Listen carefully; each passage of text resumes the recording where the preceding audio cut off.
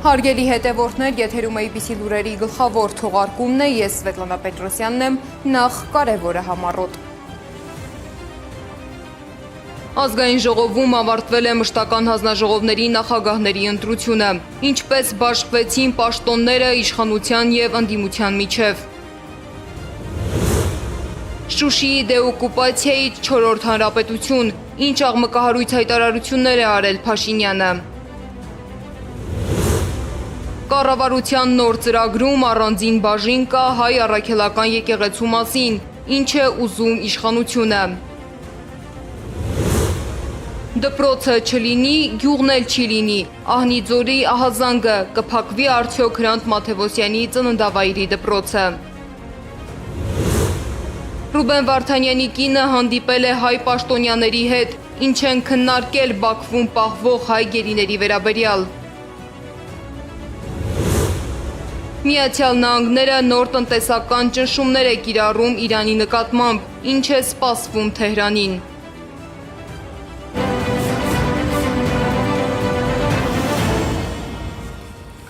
Գրեթե 9 օր տևած քննարկումներից հետո ազգային ժողովում ավարտվել է մշտական հանձնաժողովների նախագահների ընտրությունը։ Փակ եւ գաղտնի քվեարկությունից հետո քաղաքացիական պայմանագրի առաջադրած բոլոր թեկնածուներն ընտրվել են, իսկ դիմադիր խմբակցություններից ընտրվել է միայն մեկի թեկնածու։ Քվեարկությունը տևել է մոտ 2 ժամ, 105 պատգամավորից մասնակցել է 102-ը։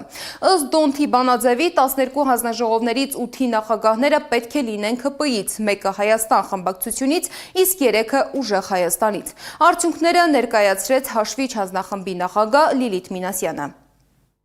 Ազգային ժողովի ֆինանսավարկային եւ բյուջետային հարցերի մշտական հանձնաժողովի նախագահի պաշտոնում ընտրվելու համար առաջարկվել է Հայկ Ֆարմանյանի թեկնածությունը։ Քվեարկությանը մասնակցել են 102 պատգամավոր։ Քվեատուփում առկա էր 102 քվեաթերթիկ, որոնցից անվավեր է ճանաչվել մեկը՝ կողմ 40 դեմ 61։ Ըստ այդմ որոշումը չի ընդունվել։ Ազգային ժողովի եվրոպական ինտեգրման հարցերի մշտական հանձնաժողովի նախագահի պաշտոնում առաջադրվել է Արեգա Հովսեփյանի թեկնածությունը։ Քվեարկությանը մասնակցել են 102 պատգամավոր։ Քվեատուփում առկա էր 102 քվեաթերթիկ, որոնցից անվավեր է ճանաչվել 0, կողմ 40 դեմ 62։ Ըստ այդմ որոշումը չի ընդունվել։ Ազգային ժողովի տարածքային կառավարման եւ շրջակա միջավայրի պահպանության հարցերի մշտական հանձնաժողովի նախագահի պաշտոնում ընտրվելու համար առաջարկվել է Դավիթ Ղազինյանի թեկնածությունը։ Ազգային ժողովի 105 պատգամավորներից քվեարկությանը մասնակցել են 102-ը։ Քվեատուփում առկա էր 102 քվեաթերթիկ, անվավեր 0։ Ձայները բաշխվել են Դավիթ Ղազինյան կողմ 40 դեմ 62։ Ըստ այդմ որոշումը չի ընդունվել։ Քվեարկության արդյունքում, ինչպես հասկացաք, ուժեղ Հայաստանի առաջադրած թեկնածուներից Հայկ Ֆարմանյանը չընտրվեց։ Դրանից հետո խմբակցության ղեկավար Նարեկ Կարապետյանը ֆինանսավարկային եւ բյուջետային հարցերի մշտական հանձնաժողովի նախագահի պաշտոնում նոր թեկնածու առաջադրեց՝ Լիաննա Մանուկյանին։ Ավելի ուշ ազգային ժողովի նիստում իրավիճակը լարվեց։ Հայաստան խմբակցության պատգամավոր Լևոն Քոչարյանը ոստիկանությանը դիմելու մասին խոսելիս օգտագործել է գործ տալ արտահայտությունը։ Փոխխոսնակ Վահագն Ալեքսանյանը ընդհատել է պատգամավորին եւ պահանջել անջատել նրա խոսափողը։ Այս համատեքստում պատգամավորներից մեկը, եթե չեմ սխալվում, ասաց, որ ձեր դեմ ինչ-որ հաղորդում պետք է ներկայացվի կամ ժողովրդի լեզվով ասած, այսպես գործ տալու մասին ակնարկեց, ինչ որ նորություն կա։ Կներեք, պարոն Քոչարյան, կներեք, ձեր ասածը քրեական ենթամշակույթի բաղադրիչ է։ Հաղորդում ներկայացնում, կներեք, պարոն Քոչարյան, ոչ։ Այսօր ներողություն չեք խնդրել։ Պարոն Քոչարյան, կներեք, ձեր ասածը քրեական ենթամշակույթի բաղադրիչ է։ Ես եմ Ձեզ ընտրում հայտարարում խոսքը ու եմ եթե դուք նախազգուշացում։ Ինչի համար։ Հաղորդում։ Ուրեմն լսեք միջև վերջ, կասեմ ինչ նկատի ունեմ։ Պարոն Քոչարյան, ասում եմ ձեր ասածը ասում եմ միջև քրեական լսեք, ենթամշակույթի հետո նոր բաղադրիչ է։ Ասում եմ հիմա դուք ինձ լսեք, պարոն Քոչարյան։ Ձեր ասածը քրեական ենթամշակույթի ոչ դուք չեք խոսում, անջատեք պարոն Քոչարյանի խոսափողը։ նոր կարող եք Անջատեք պարոն Քոչարյանի խոսափողը։ Ես եմ խոսում, պարոն Քոչարյան, ուրեմն լսեք ինձ։ Ասում եմ ձեր ասածը քրեական ենթամշակույթին բնորոշ խոսույթ է։ Հայաստանի Հանրապետությունում չկա նման բան ու չկա մի պատգամավոր, որ կարա այս դահլիճում ոստիկանությանը հաղորդում ներկայացնելը անվանի գործ տալ։ Եթե կա նման պատգամավոր, նրա խոսափողը կանջատվի։ Խորհրդարանի քննարկումներին զուգահեռ քաղաքական սուր հայտարարություններ էին հնչում նաև կառավարության նիստում։ Փաշինյանը խոսել է Հայաստանի պատմության նոր փուլի իր բնորոշմամբ 4-րդ հանրապետության մեկնարկի մասին եւ անդրադարձել այսպես կոչված իրական Հայաստանի գաղափարախոսությանը։ Առանձին ուշադրության է արժանացել Տիգրանաշենի մասին նրա ձևակերպումը։ Փաշինյանի ուշագրավ հայտարարությունները ռեպորտաժում։ Քաղաքական սուր հայտարարությունների ժամեր էին կառավարության շենքում։ Նիկոլ Փաշինյանը փորձում է իրեն ներկայացնել որպես Հայաստանի 4-րդ հանրապետության հիմնադիր։ 2026 թվականի խորհրդարանական ընտրությունից հետո Փաշինյանը հայտարարում է Հայաստանի պատմության նոր փուլի մեկնարկի մասին։ Նրա խոսքով ընտրությունում հաղթել է իրական Հայաստանի գաղափարախոսությունը, որն այժմ դարձել է պետության պաշտոնական գաղափարախոսությունը։ Հայաստանի հանրապետությունը այսպիսով թևակողում է իր պատմության այն փուլը, որը անվանում ենք 4-րդ հանրապետություն։ Բայց 4-րդ հանրապետության նոր քարտեզում մեկ այլ վիճահարույց կետ կա՝ Տիգրանաշենը։ 4-րդ հանրապետության մասին խոսելիս, սակայն օրակարգում են մնում տարածքային հարցերը։ Ճեպազրույցի ընթացքում Փաշինյանն անդրադարձավ անկլավներին եւ հայտարարեց, որ Քյարքին Հայաստանի տարածքը չէ։ Միաժամանակ նշեց, որ Տիգրանաշենի հետագա կարգավիճակի վերաբերյալ այս պահին որևէ կոնկրետ պայմանավորվածություն չկա։ Արծվաշենը Հայաստանի տարածք։ Քյարքին Հայաստանի տարածք չի։ Բարխուդարլուն Հայաստանի տարածք չի։ Յուխարի ասկիպարան Հայաստանի տարածք չի։ Սա փաստ է, որի հետ մենք պետք է առնչվենք։ Տիգրանաշենի վերաբերյալ Փաշինյանի հայտարարությունն անմիջապես քաղաքական արձագանք ստացավ։ Ազգային ժողովի Հայաստան խմբակցության ղեկավար Աննա Գրիգորյանը նրա ձևակերպումները հակապետական որակեց, պնդելով, որ Տիգրանաշենը Հայաստանի ինքնիշխան տարածքն է եւ ունի ռազմավարական նշանակություն։ Տիգրանաշենը Հայաստանի Հանրապետության սուվերեն տարածք է, որտեղ նաեւ տեղակայված է մեր հիմնական միջպետական ճանապարհը։ Սրանք հակապետական հայտարարություններ են։ Այն, որ Տիգրանաշենը ռազմավարական նշանակության հատված է եւ Հայաստանի Հանրապետության տարածքային ամբողջականության մաս, կարծում եմ միակ մարդը, որ դա հարցականի տակ է դրել, սկզբում Ալիևն է եղել եւ հետո արդեն Նիկոլ Փաշինյանը։ Հերթը հասավ Արցախին։ Փաշինյանի խոսքով Շուշիի դեօկուպացիայի մասին իր նախընտրական ծրագիրը հետագայում չի իրականացվել, քանի որ այդ գաղափարից հրաժարվելու պահանջ նրա գնահատմամբ եղել է հենց քաղաքացիներից։ Փաշինյանը հիշեցնում է 2021-ի ընտրությունից առաջ իր ղեկավարած ուժի նախընտրական ծրագրում խոսվում էր Շուշիի եւ Հադրութի դեօկուպացիայի մասին, սակայն նրա պնդմամբ ընտրողները նրան պարտադրել են վերանայել այդ գաղափարախոսությունը ու քաղաքական մոտեցումը։ Այսօրվա առանձնահատկությունը ինչ է, որ կառավարության ծրագիրը ամբողջությամբ հիմնված է իրական Հայաստանի գաղափարախոսության եւ 4-րդ հանրապետության տեսլականի վրա, եւ սա է այն առանցքային գաղափարաբանական փոփոխությունը կամ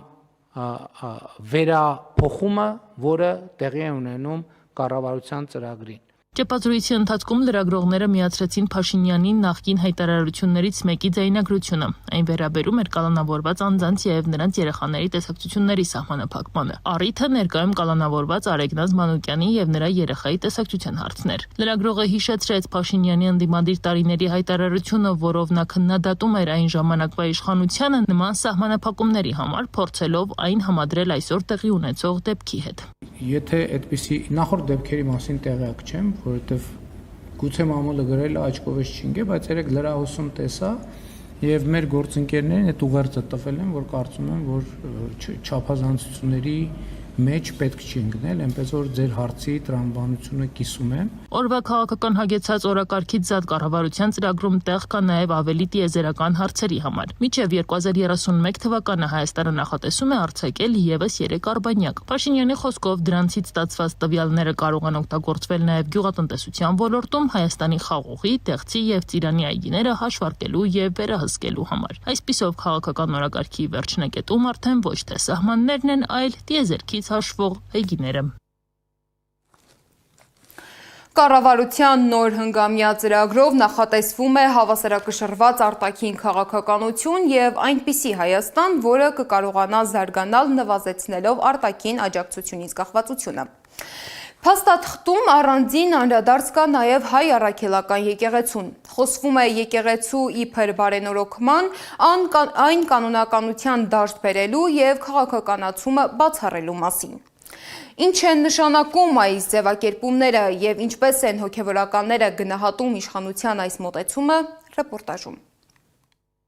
Ով է որոշում, ով պետք է լինի ամենայն հայոց կաթողիկոսը։ Հարց, որն այսօր արդեն իշխանության քաղաքական օրակարգում է։ Դեռ նախընտրական շրջանում էին ԿՊ ներկայացուցիչները խոսում Գարեգին II հեռացման անհրաժեշտության մասին։ Այժմ այդ թեման տեղ է գտել նաև կառավարության նոր ծրագրում, որը ներկայացվում է որպես Հայաստանի 4-րդ հանրապետության ճանապարհային քարտեզ։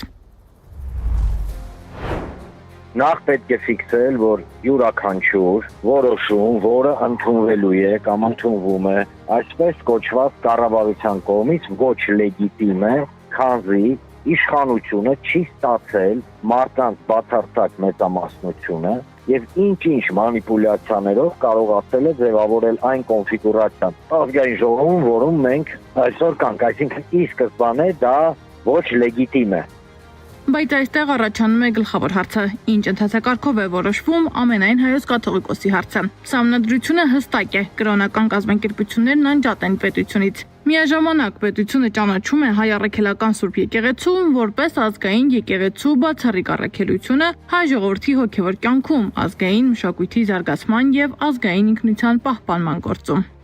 Եթե խոսքը վերաբերում է 4-րդ հանրապետություն ստեղծելու մասին, ուրեմն դու պիտի կործանես 3-րդ հանրապետությունը։ Սա սահմանադրական կարգի տապալում է, սահմանադրական կարգի խախտում է, իրենք որևէ իրավունք չունեն մասնակից լինել եկեղեցական որևէ արարողակարգի։ Հազար անգամ ասել ենք, որ եկեղեցին պետությունից անջատ է, որ դա նույնիսկ ամրագրված է սահմանադրությամբ, բայց այնուամենայնիվ որևէ ձևով սա մեր կողմից ասվում է, բայց մնացած կողմերից լսելի չէ։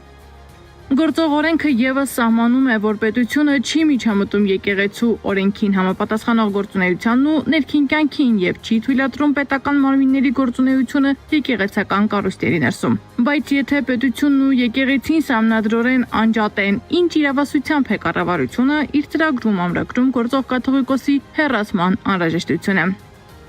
Այս իշխանությունը իրականացնում է արևմտյան Ադրբեջանի ձևավորման կոնցեպտը, առայժմ փափուկ, կանվանեք 4-րդ հանրապետություն, կանվանեք 5-րդ պատիեզ, կանվանեք, չգիտեմ, 8-րդ վերելակ, դա չի փոխում ըստ էության տրամաբանությունը։ Այսօր իշխանությունը գործում է արևմտյան Ադրբեջան ձևավորելու, սա ոնց նախանշումներն են, տրամաբանության ներքո։ Կաթողիկոսի կենթանության օրոք նոր կաթողիկոսի մասին խոսելը Բյուրականի Սուրբ Հովանես եկեղեցու հոգևոր առաջնորդ Տեր Վրթանես Քահանա Բաղալյանն անբարոյականություն է համարում։ Իրենք ասենք որևէ իրավունք չունեն ընտրված ազգընտիր օծյալ կաթողիկոսին որևէ բան անելու։ Միակ բանը, որ կարող են անել, ուղղակի հեռու մնալ ամենայն հայոց կաթողիկոսից։ Թող Աստված իրենց մոլեքին ու իմամներին երկար կյանք տա, բայց իրենք չեն որոշելու մեր կաթողիկոսը ով լինի։ Զրուցակիցներից համար խնդիրը միայն Գարեգին II անձը չէ, հարցն ավելի լայն է։ Եթե այսօր իշխանությունը քաղաքական գնահատական է տալիս գործող կաթողիկոսի գործունեությանը եւ նրա հեռացման հարցն է բարձրացնում, ապա ինչ է լինելու վաղը, եթե իշխանության եւ եկեղեցու միջև տարաձայնություն առաջանա մեկ այլ հարցի շուրջ։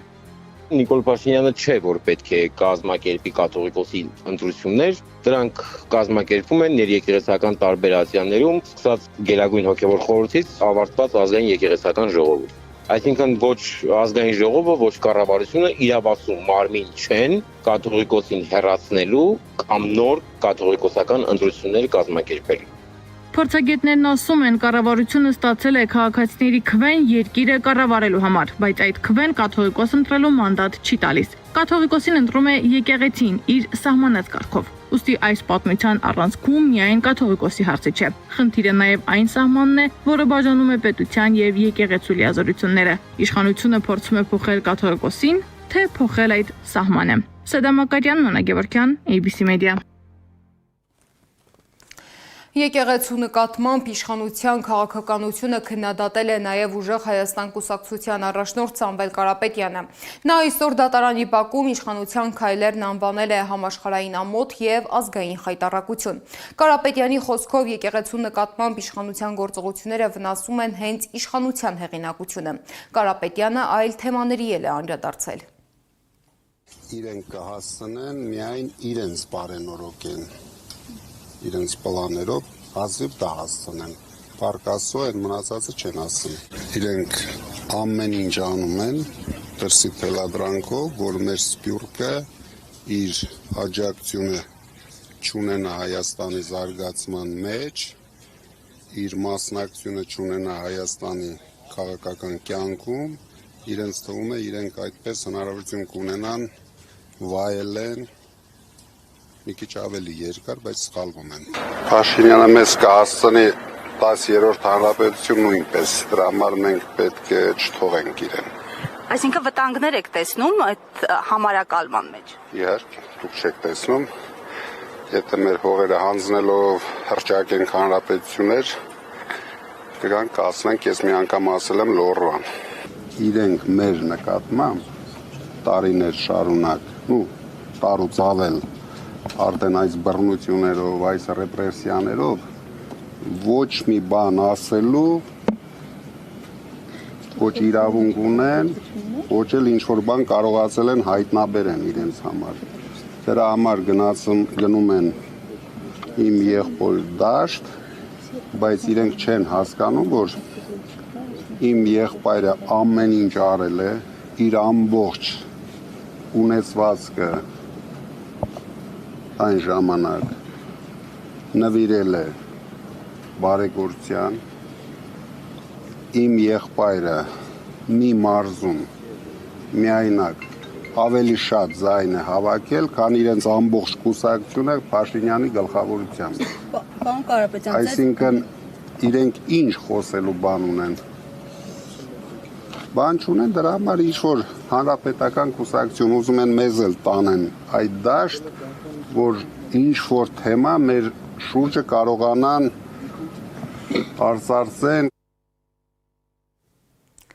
Կառավարության նոր ծրագրերով փոփոխություններ են նախատեսվում նաև կրթության ոլորտում։ Դպրոցների օպտիմալացման ծրագրի շրջանակում հարցականի տակ է Ահնիձորի Հրանտ Մաթևոսյանի անվան դպրոցի ճակատագիրը։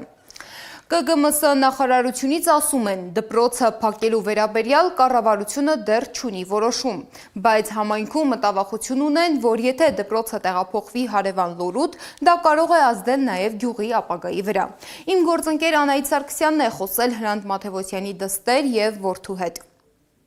Փոքրիկ գյուղի դպրոցը փակելն ու աշակերտներին հարևան բնակավայր տեղափոխելը կրթության որակի բարելավում է, թե գյուղը դատարկելու վտանգավոր քայլ։ Կառավարության 300 դպրոց 500 մանկապարտեզ ծրագրի շրջանակում նման փոփոխություն է նախատեսվում նաև Լոռու Ահնիձորում, Հրանտ Մաթևոսյանի ծննդավայրում։ Հրանտ Մաթևոսյանի դուստրը Շողեր Մաթևոսյանը մտահոգված է, ինչ է լինելու համայնքի ճակատագիրը, եթե դպրոցը փակվի։ Նրա խոսքով գրողն իր ամբողջ գիտակցական կյանքն է նվիրել դպրոցի պահպանմանը, իսկ այսօր այդ նույն գյուղը կանգնել է դպրոցը կորցնելու վտանգի առաջ։ Կիրովականից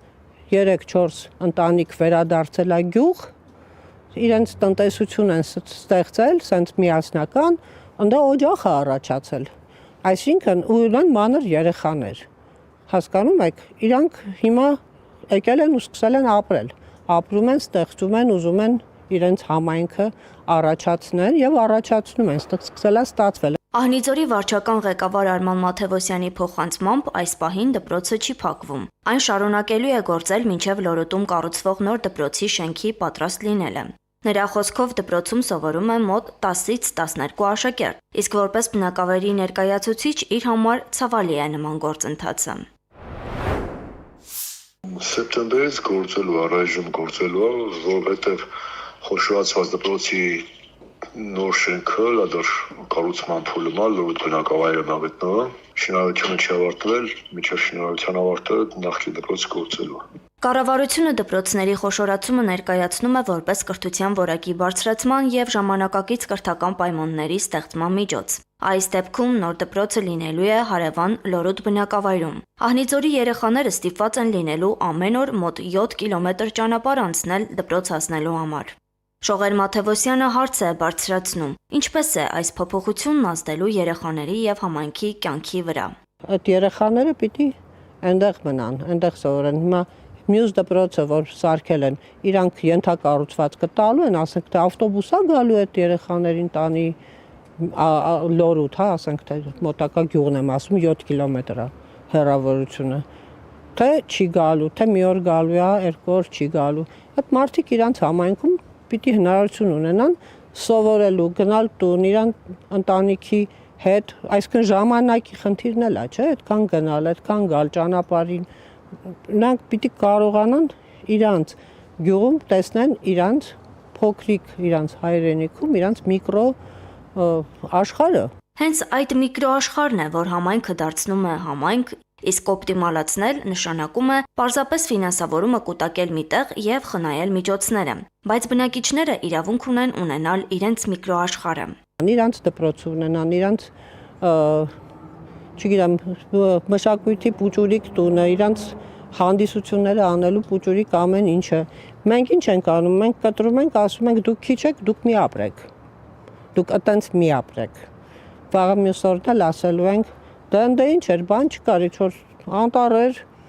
երկու հոգի մարդ էր, հա։ Այս պահին Ահնիձորի դպրոցի ճակատագիրը կախված է Լորոտում կառուցվող նոր դպրոցի շինարարության ընթացքից։ Մեր հարցին, թե երբ եւ ինչու է դպրոցի շահագործումը դադարեցվելու, ԿԳՄՍՆ-ն պատասխանեց.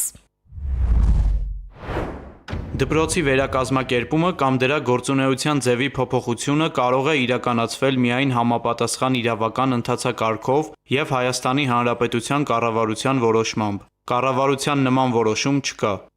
Ահնիձորի Հրանտ Մաթևոսյանի անվան դպրոցի փակման մասին առաջին նահազանգել էր գրողի որդին Դավիթ Մաթևոսյանը, նշելով, որ դպրոցների օպտիմալացման ծրագիրը կարող է արտագաղթի պատճառ դառնալ։ Ես ամենայն պատասխանատվությամբ ասում եմ, որ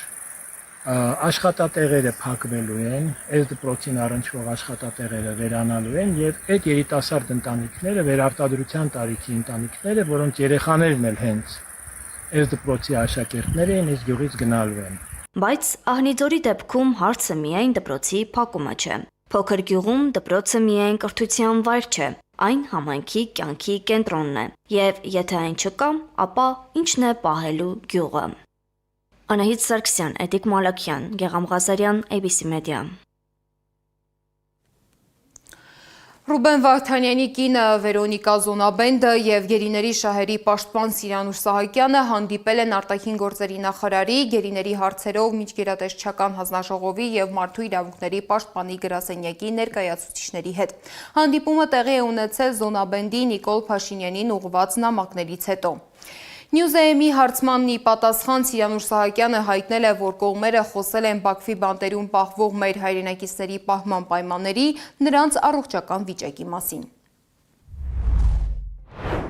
Մենք բարձրացրել ենք ադրբեջանական ՈՒՄԲԱԿ-ի բանտային համալիրում պահվող հայ բանտարկյալներին վերաբերող մի շարք մարդասիրական հարցեր, որոնք վերաբերել են նրանց պահման պայմաններին, ֆիզիկական վիճակին ու բժշկական վերահսկողության անհրաժեշտությանը, ծանրոցների ու նամակների փոխանցման հնարավորությանն ու ընտանիքների հետ կապի հաստատմանը։ Փոխանցել ենք նաև գերիների ընտանիքներից ստացած տեղեկությունները նրանց պահման պայմանների մասին եւ նշել, որ ակնկալում ենք հայկական կողմի աջակցությունն ու գործուն ջանքերը բանտարկյալների պահման պայմանների միջազգային ստանդարտներին համապատասխանության հարցում։ Վերոնիկա Զոնաբենդն առաջարկել է մինչև օգոստոսի վերջ կառավարության կողմից նշանակել պատասխանատու անձ ոչ միայն մարդասիրական առաքելության հետ կապված հարցերի, այլև մարդասիրական հարցերի ամբողջ շրջանակի շուրջ մշտական հաղորդակցության համար։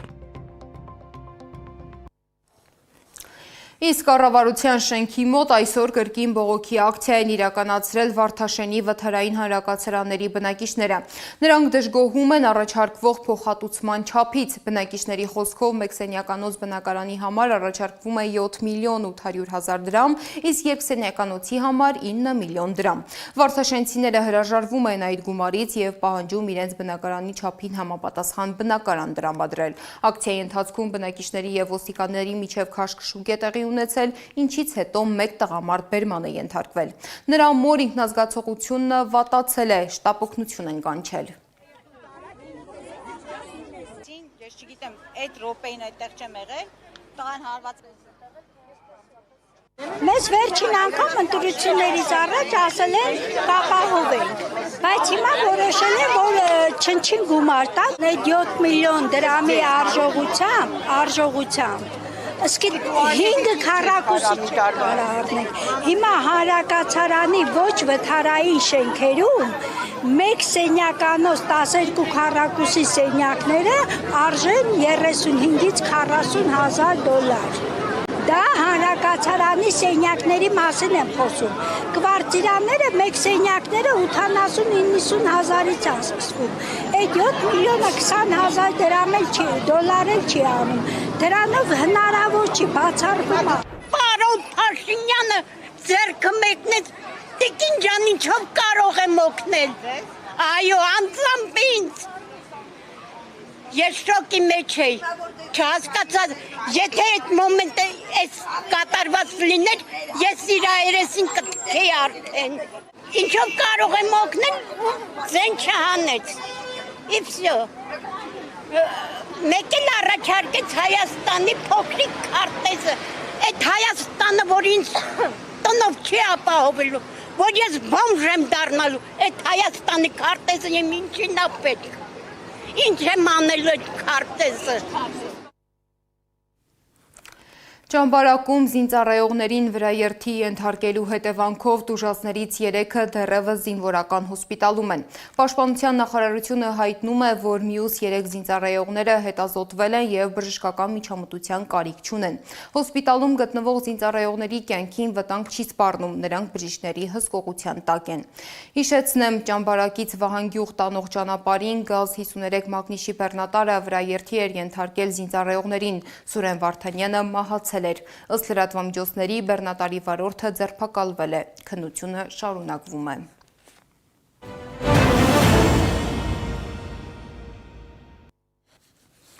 Իրանի արտաքին գործերի նախարար Աբբաս Արաղչին քննադատել է ԱՄՆ նախագահ Դոնալդ Թրամփի հայտարարած Իրանի դեմ տնտեսական նոր պատժամիջոցները։ Իրանի արտգործնախարար Աբբաս Արաղչին հայտարարել է, որ Վաշինգտոնի Թեհրանի դեմ ջախջախիչ տնտեսական գործողությունների ծրագիրը ոչ թե Իրանի, այլ հենց ԱՄՆ-ի խնդիրներից ուշադրությունը շեղելու փորձ է։ Նրա խոսքով ամերիկյան քաղաքականությունը կարող է խորացնել ոչ միայն Իրանի, այլև համաշխարհային տնտեսության խնդիրները։ Ուկրաինայում այս պահին նախագահական և խորհրդարանական ընտրությունների անցկացումը հնարավոր չէ։ Նախագահի աշխատակազմի ղեկավարի խորհրդականը արձագանքելով պաշտպանության նախկին նախարարի հայտարարությանը նշել է, որ շարունակվող պատերազմը, օկուպացված տարածքները և բնակչության տեղաշարժը թույլ չեն տալիս ապահովել անվտանգ քվեարկություն։ Կիևը պնդում է, ընտրություններ հնարավոր կլինի անցկացնել միայն ռազմական դրության ավարտից հետո։ Այս ժամի համար նախատեսել ենք այսքանը, շարունակեք հետևել մեզ սոցիալական բոլոր ցանցերում կամ այցելեք մեր պաշտոնական կայք www.abcmedia.am։ Շնորհակալություն, որ մեզ հետ էիք, մնացեք խաղաղությամբ, հաջողություն։